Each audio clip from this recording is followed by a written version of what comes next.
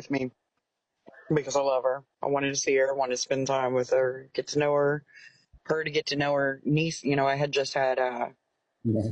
my middle daughter at the time, and I wanted her to get to know my kids, them to get to know their aunt. And she was young, you know, she wanted to get a job. She got a job. Um, Even though it's something I won't do, it's a job, and I supported her. And then we ended up seeing her. We ended up seeing her very random, and I'm not going to say I wasn't a little bit hurt. A bit, I was at times because I wanted to spend time with her, and it's like she was just popping in to take a shower, sleep, and then leave again. And I had come home one day and caught her coming out with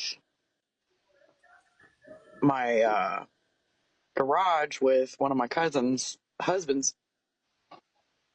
and put me in a very hard predicament.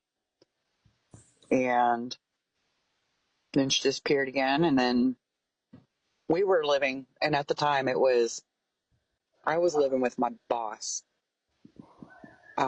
He had fallen off of a roof and had shattered his ankles. He fell 30 feet off the roof and it landed on his feet and it shattered both of his ankles. So he couldn't walk, couldn't move. He had nobody else to help him. So we moved in there. I had just had a baby and literally just had a baby the day before he fell off the roof. So moved in there to help take care of him because he had nobody to take care of him. And his girlfriend and my sister didn't exactly get along. His girlfriend was a little jealous. And I don't know why she didn't move in there to take care of him. She just popped it. I think she was using him. I didn't care for his girlfriend either. Um, but Tabitha came back one day and we got into it. And she said some stuff she never should have said. And I said some stuff I never should have said. And, I regretted what I said afterwards. I really did.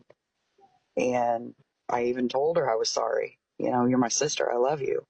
The stuff that came out of her mouth pushed me to a point that it takes a lot. It takes a lot to get me to. But when she moved out, she took her stuff. She went to our dad's, went to our families, spread a whole bunch of lies that weren't true about me. And it kind of went from there. And then we started talking a little bit again. And then that was before the kids were born. And when the kids were born, she was in Virginia then. She went and got a job doing the same thing she was doing when she was in my house. And then she had her kids. And we talked through that. And 2015 was actually the last time I talked to her. My son had been injured that day. And it was pretty bad. He was at a friend's house and had chopped his thumb off. And we were dealing with all that and trying to get his thumb fixed and everything else. They were using a crossbow, and he had extremely long fingers, and his thumb, the string on the crossbow caught his thumb and took his thumb off.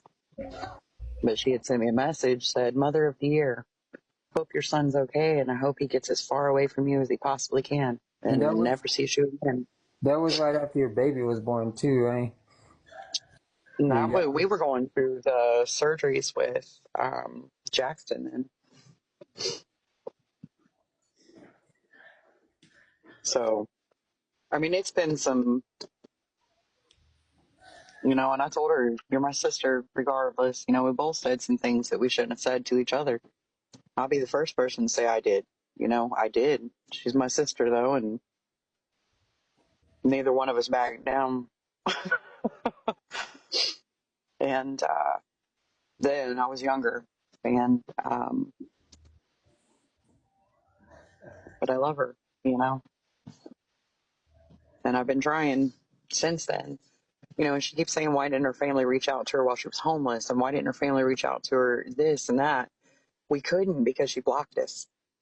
You know, every profile she's had, every avenue we've had to be able to have communication with her, she's blocked us from. And usually because we say something she doesn't want to hear, you know. Or the last thing I told her, you know, pull up your big girl panties and do what you got to do. And block.